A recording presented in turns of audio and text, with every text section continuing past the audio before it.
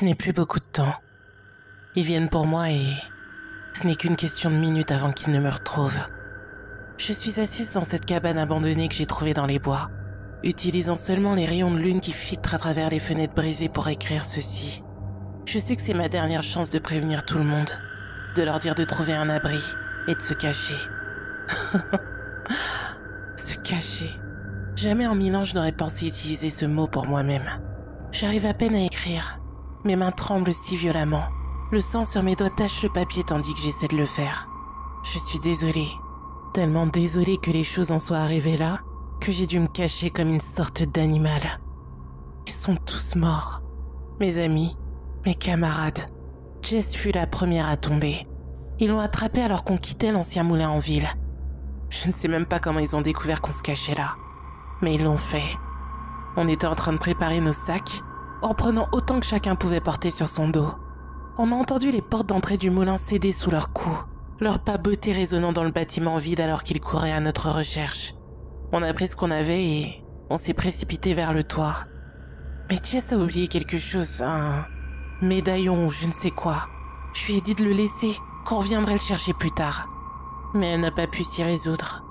Elle m'avait raconté un jour que ce médaillon était un cadeau d'une autre vie, d'un temps qu'elle n'oublierait jamais, un amant perdu à la guerre. Ça ne m'a donc pas surprise qu'elle refuse de le laisser. Mais j'ai quand même essayé de la supplier de venir avec nous, que ça n'en valait pas la peine. Les autres ont bien essayé de la convaincre aussi, mais ce sont eux qui m'ont dit d'abandonner. Ce sont eux qui m'ont dit qu'on devait fuir. La pluie venait de commencer à tomber quand on a couru sur le toit. On entendait à peine les premiers coups de feu par-dessus le grondement sourd du tonnerre au-dessus de nous. Les premiers cris résonnent encore dans mes oreilles. Je les entends comme s'ils sont toujours autour de moi. Ces cris m'ont glacé le sang. Et l'air s'est rempli des sons de la mort. Puis, le silence. Nous quatre, on descendait les échelles quand ce silence a envahi nos oreilles. Un bruit assourdissant. On s'est arrêté net. On n'aurait pas dû le faire, mais on l'a fait. Luc était déjà au sol. Il avait toujours été le plus rapide d'entre nous 5. Il regardait vers le toit tout comme nous. Zach était juste en dessous de moi sur l'échelle. Abby était au-dessus, figée et en attente. J'aurais dû savoir qu'elle appellerait Jess depuis le toit. Elle n'aurait jamais dû crier son nom. On aurait peut-être pu s'en sortir si elle ne l'avait pas fait. Quelques secondes après qu'Abby ait crié, on a vu une silhouette noire se pencher au bord du toit. Et je sais que mes yeux se sont écarquillés comme ceux des autres. Cette silhouette noire, menaçante. J'avais entendu tant d'histoires sur les chiens noirs comme présage ou les chats noirs, les corbeaux et les corneilles. Mais je n'avais jamais eu aussi peur qu'à ce moment-là, en fixant cette silhouette sans visage qui nous observait. C'est Zach qui a brisé le silence. Il a hurlé qu'on devait sauter et courir. On était encore à mi-hauteur du bâtiment sur les échelles et, en regardant en bas, je me souviens avoir vu Luc, qui nous criait quelque chose. Je n'entendais pas ce qu'il disait. Les coups de feu étaient bien trop forts autour de nous. Je n'ai pas eu le temps de sauter. Zach m'a attrapé la cheville et m'a tiré fort, me forçant à lâcher les barreaux de l'échelle. Abby avait déjà sauté sur le côté en se jetant au sol en bas. Elle avait toujours fait ce genre de saut avec une précision et une grâce incroyables. Elle avait été danseuse autrefois, il y a bien longtemps. Elle a atterri presque naturellement, roulant quelques mètres avant de se lever et d'attraper Luc, essayant de l'entraîner avec elle en disant qu'on les rattraperait. J'ai senti le sol avant de le voir, et j'ai senti mes genoux et mes paumes râper contre sa surface rugueuse. Mais Zach était là, avec moi, me relevant et me mettant sur pied. Luc était autour de nous, essayant de nous faire avancer. Tout allait si vite. Je me souviens avoir jeté un bref regard vers le toit du moulin et vu 8 silhouettes noires, toutes tirant dans notre direction.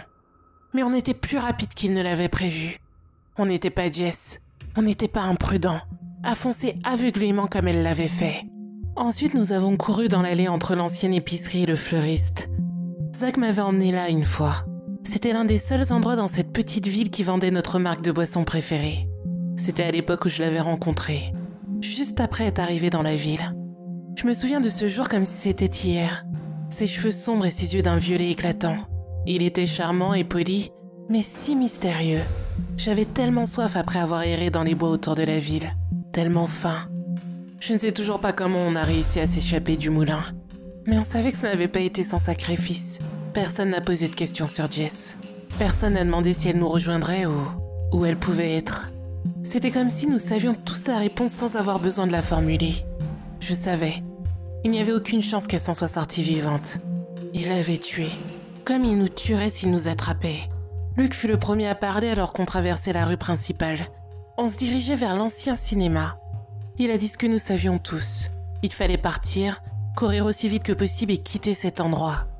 Il nous a parlé d'un sanctuaire, un lieu où on serait tous en sécurité. Saint-Louis.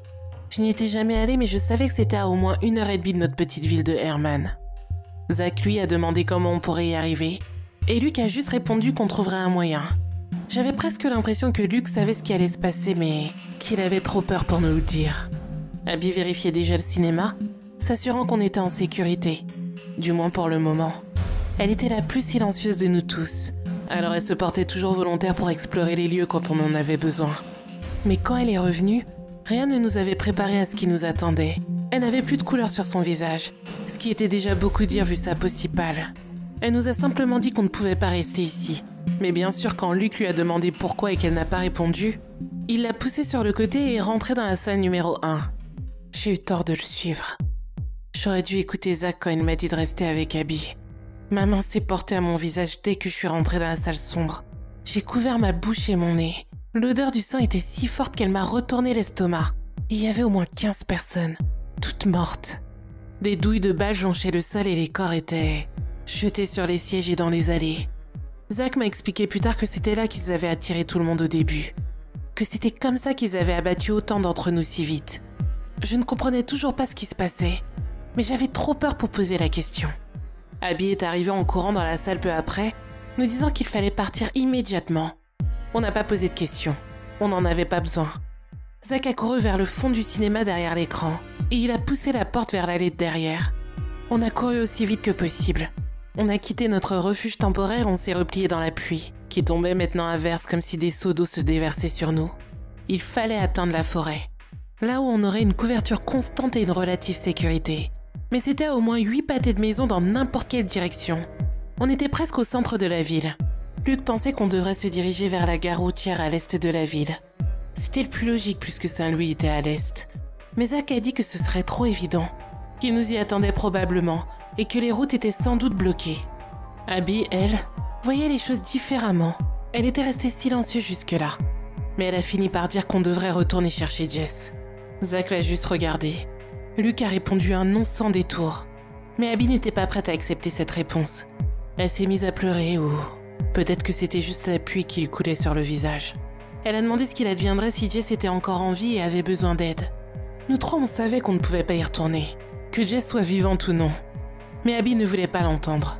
Je l'ai suppliée de parler moins fort, mais bientôt elle criait, nous traitant de monstres, et elle disait que tout était notre faute. Elle a fini par dire qu'elle y retournerait seule, qu'elle allait chercher Jess. Elle reculait encore et encore, et nous, on essayait de la retenir, de la calmer et de la faire réfléchir. Mais alors qu'elle se dirigeait vers l'allée latérale du cinéma, sa tête a basculé sur le côté et un jet de sang a jailli du côté gauche de son crâne. Elle a émis un son, un gémissement écœurant, comme si elle essayait encore de parler. Puis, elle s'est effondrée sur le sol. Je sais que j'ai crié, même si je n'aurais pas dû. Parce que Zach m'a saisi par le bras et m'a tiré alors que lui et Luc se sont mis à courir dans l'autre direction. Vers l'est donc. J'étais sous le choc. Je n'avais même pas entendu le coup de feu avant qu'elle ne tombe au sol. Abby et Jess étaient les deuxièmes personnes que j'avais rencontrées en arrivant ici. Elles étaient à l'épicerie achetant la même marque de boisson que Zach m'achetait. C'étaient de belles filles, des meilleures amies. Elles étaient depuis si longtemps qu'elles ne s'en souvenaient même plus. En tout cas, elles étaient inséparables. En fait, au fil des nombreuses années, je ne me rappelle que d'une poignée de fois où elles avaient été séparées. Jess était amoureuse de Luc. Mais Luc, lui, il aimait Abby. Malheureusement, Abby n'avait jamais surmonté la perte de son amour passé. On a couru dans cette allée aussi vite qu'on pouvait. On ne s'est même pas retourné. On tournait dans une ruelle, puis une autre, zigzagant entre les bâtiments et faisant de notre mieux pour éviter les rues principales. On n'a vu personne jusqu'à ce qu'on arrive à la gare routière. La gare de Hermann était petite. Rien d'innovant ou de glamour. Juste une petite station en plein air avec des kiosques où on vendait les billets. C'était silencieux là-bas. Luc s'attendait à trouver au moins 1 ou 2 bus, car il y en avait habituellement en réserve pour les urgences, mais ils avaient disparu. Apparemment, ils avaient évacué depuis 1 jour ou 2 en silence, comme s'il savait qui il voulait sauver et qui il laissait derrière. Il fallait qu'on parte à pied d'ici, marcher jusqu'à Saint-Louis. Luc a même pris une carte dans un kiosque à proximité, juste pour qu'on sache où aller et quoi éviter. Il avait fait le trajet jusqu'à Saint-Louis plusieurs fois, mais ce n'était pas notre cas à nous. Malheureusement, on a baissé notre garde. On a cru qu'on était libre, qu'on avait une issue et qu'on allait s'en sortir. On a commencé à marcher vers la lisière des bois et on n'a pas pris la peine de vérifier derrière nous. On a été stupides. Luc les a entendus en premier, ses bottes de combat lourdes qui claquaient contre le béton alors qu'il courait. On commençait à en avoir l'habitude, mais il nous a dit qu'il fallait partir. Et il a demandé à Zach de me protéger. Ils avaient leurs armes levées et s'étaient mis à tirer avant même que je comprenne ce qui se passait. J'ai entendu les balles ricocher autour de nous alors que Zach me tirait par la main vers les arbres. Je n'ai pas osé regarder Luc en arrière. J'entendais à nouveau les cris comme au moulin. Des gens mouraient. Luc mourait. Pendant qu'on s'échappait, j'ai demandé à Zach ce qui se passait. Pourquoi ça nous arrivait? Je pensais qu'on avait une immunité du gouvernement, qu'on était en sécurité, qu'on pouvait vivre. Zach m'a dit que l'immunité était terminée, que le nouveau président avait annulé les accords et nous avait tous déclaré menace pour la nation. Il nous a traités de monstres. Il a dit qu'on n'avait plus de raison d'être ici. Zach m'a dit qu'on ne serait plus jamais en sécurité, que tout ce qu'on pouvait faire, c'était atteindre Saint-Louis où une maison sécurisée avait été construite, juste au cas où quelque chose comme ça arriverait. De ce moment jusqu'à maintenant, assise dans cette cabane, tout est encore flou. Ce que je sais, c'est qu'on a continué pendant un bon moment vers l'est. Il faisait nuit quand le bruit des hélicoptères a commencé à se faire entendre de loin. Zach m'a dit de ne pas m'inquiéter, de continuer à avancer. Mais j'avais ce sentiment de terreur qui grandissait en moi. On était au milieu de nulle part et je n'avais aucune idée d'où on était ni dans quelle direction aller. Zach me guidait à chaque pas. Et je lui faisais confiance comme je l'avais toujours fait depuis le jour de notre rencontre. Il avait été mon sauveur, mon protecteur. Il m'avait reconnu dès que j'étais arrivée à Herman. Il savait que j'étais quelqu'un qui avait besoin de protection. Il m'a présenté à ses amis, m'a emmené au moulin, m'a montré ce que c'était de faire confiance et d'avoir des amis à nouveau. Et même maintenant, alors que sa vie était en jeu, alors qu'il savait qu'en me laissant derrière il pourrait se sauver, il m'a protégée. Il m'avait appris tant de choses au fil des années. Je ne sais pas ce que je ferais sans lui. J'avais tellement compté sur lui que maintenant, je ne voulais pas penser à ce qui arriverait si on était séparés. Mais on a été séparés. Après avoir entendu ces hélicoptères au loin, on a entendu les chiens, puis les hommes. Ils étaient bruyants en nous traquant à travers les bois, sans chercher à cacher qu'ils étaient proches. C'était comme un jeu du chat et de la souris pour eux. Les chasseurs étaient devenus les chassés.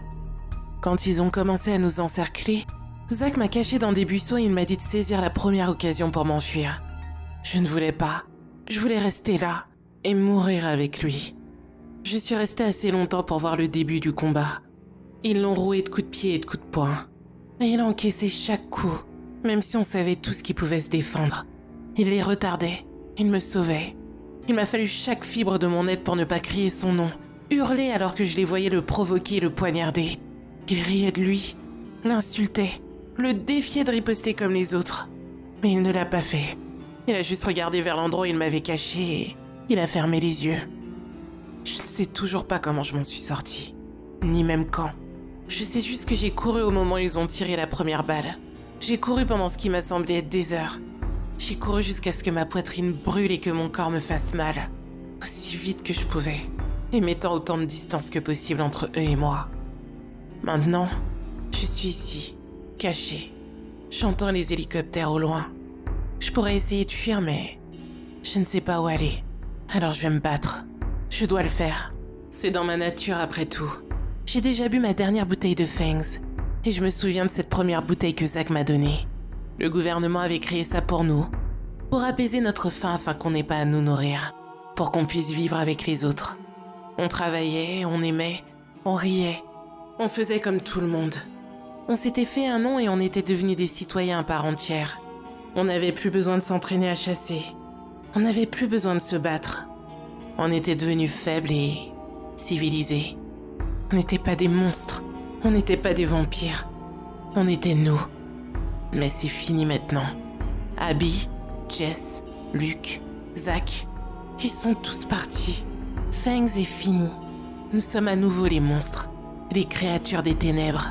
J'entends les chiens maintenant. Je vois les rayons artificiels de leurs lampes torchées, leurs projecteurs à travers la fenêtre brisée. Les humains ont déclaré la guerre. Ils ont l'intention d'éliminer et d'éradiquer chacun d'entre nous. Mais ça n'arrivera pas. Et pour m'en assurer, je vais me lever et me battre.